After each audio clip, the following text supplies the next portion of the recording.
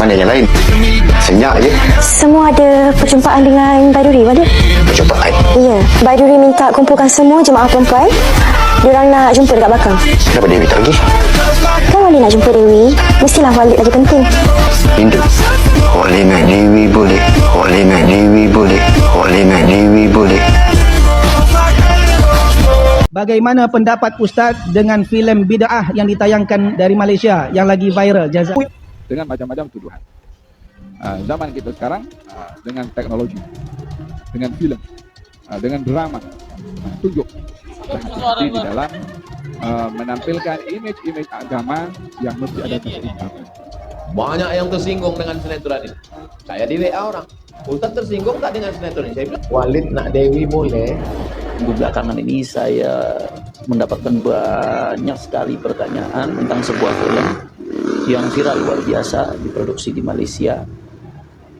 Iya, film bid'ah atau yang dikenal dengan Walid itu. Apa nikah batin itu? Kita tidak tahu apa nikah batin.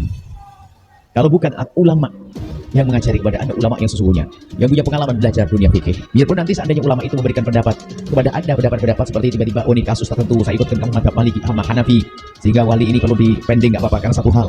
Tapi harus ikut ulama.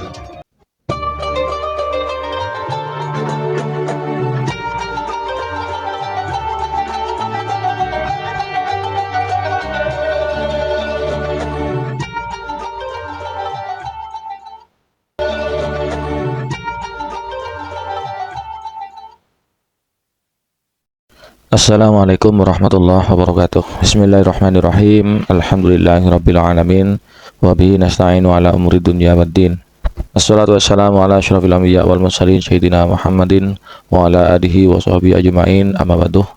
Bapak Ibu sahabat Cahyati yang dirahmati oleh Allah, alhamdulillah di kesempatan kali ini kita jumpa lagi di channel YouTube kami Cahyati 80. Mudah-mudahan Bapak Ibu bersama sekalian selalu mendapatkan limpahan nikmat dan rahmat dari Allah, mendapatkan taufik dan hidayahnya, dimudahkan segala urusannya, dilancarkan segala rezekinya, dan dikabulkan hajatnya. Amin ya rabbal alamin. Tak lupa kami ucapkan terima kasih yang tak terhingga kepada saudara-saudara pemirsa sahabat yang telah mendukung dan mensubscribe channel kami. Jazakumullah ahsanal jaza. Bagi pemirsa yang baru menemukan channel kami, baru bergabung, jangan lupa tekan tombol subscribe-nya, nyalakan tanda loncengnya, klik tanda jempolnya, dan tinggalkan komentar di bawah video ini. Bapak Ibu sahabat Cahyati yang dirahmati oleh Allah, ya, beberapa hari ini kita dihebohkan dengan film bid'ah yang dibuat di Malaysia, dan ini menuai berbagai macam pendapat atau komentar baik di kalangan masyarakat ataupun di kalangan ulama, kalangan asatidz. Ada yang tersinggung, ada yang biasa-biasa saja. Bagi yang yang belum menonton filmnya, bisa kalian tonton, kemudian disimpulkan tergantung jenengan semua masalah pendapatnya gimana. Yang jelas di dalam film tersebut ada sisi positif dan negatifnya, ada hikmahnya juga. Jangan hanya dipandang sisi negatifnya, tapi harus kita mengambil hikmahnya. Kita ambil pelajaran yang terkandung dalam film tersebut. Mari kita langsung simak pendapat atau komentar para ulama tentang film bid'ah ini. Bagaimana pendapat Ustaz dengan filem bid'ah yang ditayangkan dari Malaysia yang lagi viral? Jazakallahu khairan. Masya Allah. Kita tak nafikan bahawa setiap golongan pasti ada oknum-oknum yang tak elok. Dari golongan ahli agama pun ada yang tak elok. Daripada para awam pun juga ada yang tak elok. Yang ada yang baik dan ada yang tak baik. Cuma orang yang tak baik daripada penunggang-penunggang agama itu jauh lebih berbahaya, lebih dahsyat daripada penjahat-penjahat dunia. Kerana penjahat dunia dah jelas, penjahat agama ini lebih berbahaya. Sebenarnya filem bid'ah ini sangat baik untuk mencerdikkan, membuka minda umat supaya dia tahu mana satu ajaran yang baik dan yang tak baik. Kata orang Malaysia, ni kan video-video Malaysia kan, kata orang Malaysia, siapa yang makan cili dia akan rasa pedas. Oleh sebab itu biasanya orang-orang yang akan menentang yang kontra adalah orang yang merasa kalau filem tersebut terkena pada batang hidungnya. Tapi filem ini sangat bagus kerana mencerdikkan umat, membuka minda orang. Cuma tahu filmnya? Tak, cuma asyik tengok Quran je, tak pernah tengok sosmed. Ceritanya seperti ini, saya tak nonton pula, cuma ada terbuka teranum juga. Potongan-potongan video tu ada. Dia ceritanya seorang tuan guru yang bebas untuk menikah batin dengan jemaah dia. Saya nak awak boleh, saya nak awak boleh, main pilih-pilih, main cus gitu je. Lepas tu nikah batin. Itu bukan nikah batin, itu zina. Atau saya dinikahkan Allah dengan engkau. Sejak bila tak ada wali suka hati dia? Atau nanti basuh kaki guru, diminum, dibasuhkan ke muka, atau semisalnya. Ini semuanya ajaran-ajaran sesat. Allah Ta'ala. Kepribadiannya, oh ini gila, oh ini bomoh, oh ini seher, oh ini begini. Dengan macam-macam tuduhan. Zaman kita sekarang dengan teknologi, dengan film, dengan drama, Tunjuk. Bila nak jatuhkan itu apa namanya Islam, orang pakai serban, pakai tongkat, kemudian pakai tasbih, ya kan? Merogol orang, bunuh orang, kejam pada orang, ya kan? Yang ditampilkan yang seperti itu. Apa tujuannya? Tujuannya adalah untuk menakutkan orang atau menjadikan orang fobia dengan Islam. Dengan digambarkan Islam ini ganas, Islam ini kejam, Islam ini keji. Paham dong? Sama juga dengan upaya-upaya untuk merendahkan derajat para ulama. Digambarkan juga dengan film-film dengan pakaiannya ulama, ya kan? Kemudian perangainya ifrit, yang perempuan macam-macam. Jadi orang akan terbaca, oh macam ini ya orang pakai serban ya, oh macam ini orang pakai tasbih ya. Killing of character. Satu kekejaman yang terancang untuk menjauhkan orang Islam daripada orang-orang yang berilmu dan kalangan yang diambil nasihat dan dakwahnya. Faham dong? Walihada walaupun tidak dinafikan adanya orang-orang seperti itu, ya memang ada orang kadang yang pakai serban yang tipu, yang pakai serban main perempuan umpamanya, yang pakai tie main perempuan ada juga, yang pakai coach main perempuan pun juga ada juga. Kenapa tak ditunjukkan juga kalau pakai tie pakai coach? Oh ini macam itulah. Hanya orang pakai baju agama saja yang paham dong? Ada yang perlu untuk berhati-hati di dalam menampilkan image-image agama yang mesti ada keseimbangan. Bila ada orang nakal dengan menggunakan pakaian agama, tunjukkan orang yang pakaian agama yang tidak nakal. Kan seimbang, balance. Supaya orang tak terpecah pikirannya kalau nampak orang pakai tasbih, macam film itulah. Kan digiring ke situ akal pikiran manusia. Paham dong?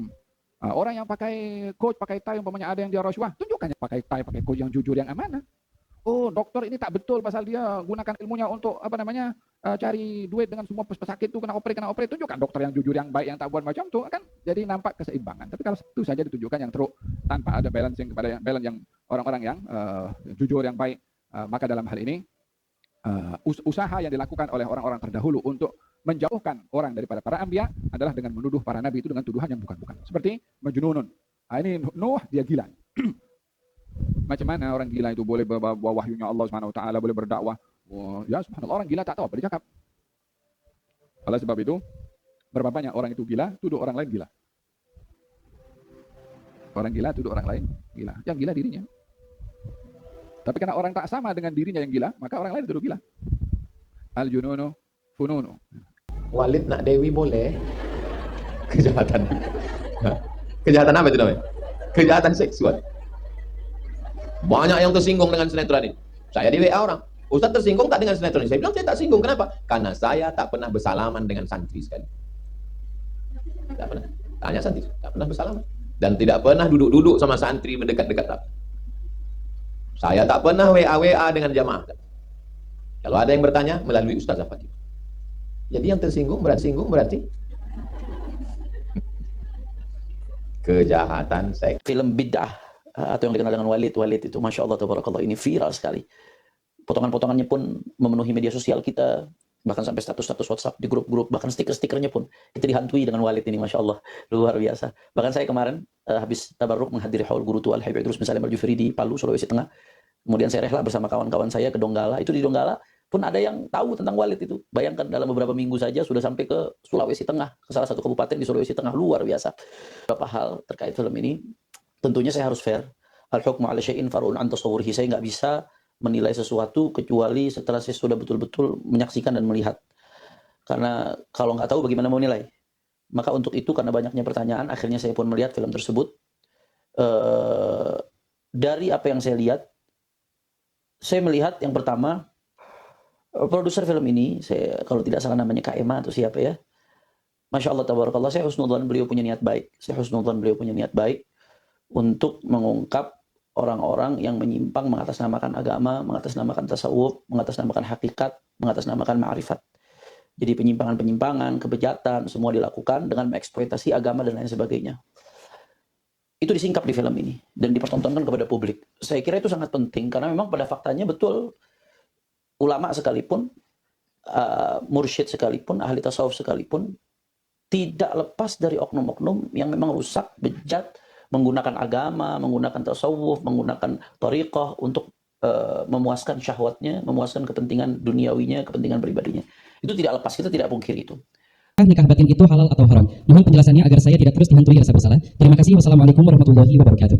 Wassalamualaikum warahmatullahi wabarakatuh. Apa nikah batin itu? Kita tidak tahu apa nikah batin. Nikah batin ketemunya beneran, itu kan nggak bener sampai hamil itu ya. Apa nikah batin? Mohon maaf, ini ada istilah-istilah baru begini. Nikah ada nikah sir, istilah nikah sirri itu adalah nikah yang tidak, atau bawah tangan nikah yang tidak dibawa ke mahkamah. Itu nikah sirri. Kalau nikah batin, kami belum tahu apa itu nikah batin. Ini jangan-jangan ini ada kelompok-kelompok aneh nikah batin, yang nikah berdua saja, mobil itu nikah, nggak sah. Terserah namanya nikah batin kayak nikah apa saja. Yang penting jika memenuhi syarat, maka nikahnya adalah sah. Mempelai perempuan dengan mempelai laki-laki adalah bukan mahram atau orang yang boleh saling menikah, jelas. Kemudian ada wali, kemudian ada 2 saksi, kemudian ada akad nikah. Selesai. Terserah diberi nama batin kayak atau apa saja, nggak penting itu. Saya tidak tahu masalah itu. Nah, ini perlu dijelaskan tentang nikah batin. Terus nasihat untuk semuanya. Jangan kamu percaya dengan istilah cara-cara nikah. Kalau bukan ulama yang mengajari kepada Anda, ulama yang sesungguhnya, yang punya pengalaman belajar dunia fikih. Biarpun nanti seandainya ulama itu memberikan pendapat kepada Anda, pendapat-pendapat seperti tiba-tiba, oh ini kasus tertentu, saya ikutkan kamu mazhab Maliki, Hanafi, sehingga wali ini perlu dipending, nggak apa-apa, karena satu hal. Tapi harus ikut ulama yang terbukti dia punya pengalaman melanglang dalam dunia fikih, yang mengerti tentang hukum.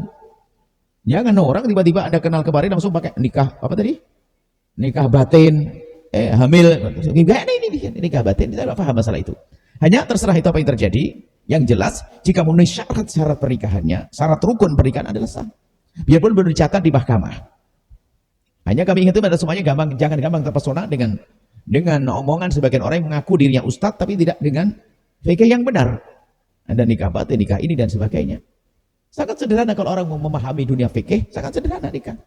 Kalau ternyata kalau seandainya walinya misalnya, wali bisa saja dengan cara dibawa ke hakim, namanya wali hakim, atau nanti dengan cara tahkim, tapi harus ada 2 saksi. Ada solusinya, tapi ulama mengatakan, tapi istilah nikah batin kami tidak mau, belum mengerti. Kalau memang memenuhi syaratnya, sudah dianggap sah. Saya tidak tahu itu. Kalau tidak, ya tidak dianggap sah. Anaknya bukan anaknya. Kalau tidak sah, nggak pakai saksi, cuma berdua langsung. Aku nikahkan diriku kepadamu, Bang. Ya, aku terima pernikahanmu, ini nikah batin maksudnya cuma kita yang tahu. Ya zina itu enak aja, nikah batin nggak ada orang. Kalau itu maksudnya nggak dibenarkan. Dan ketahuilah, untuk mencari halal itu mudah, jangan melakukan yang haram. Nikah itu mudah, halal itu gampang. Jangan mencoba mencicipi yang haram. Haram adalah membawa murka Allah Subhanahu wa Ta'ala. Hati-hati. Jadi kalau memang pernikahannya tidak memenuhi syarat rukunnya, maka dianggap tidak sah. Dan karena tidak sah, anak itu tidak ada hubungannya dengan ayahnya tadi atau suaminya. Suami batinnya tadi nggak ada hubungannya. Tapi kalau pernikahannya sah, adapun masalah surat itu belum diurusi, tetap saja sambung nasab kepada orang yang menikahi dan menghamilinya. Itu saja, hanya yang lebih penting untuk kami ingatkan, hati-hati dalam urusan pernikahan, jangan gampang terpesona dengan omongan orang-orang yang pakai istilah-istilah aneh-aneh. Bahkan kadang-kadang ada ada perkumpulan orang yang pakai baju yang bagus-bagus menutup aurat, tapi tukar-tukar istri, alasannya apa itu? Di mana itu?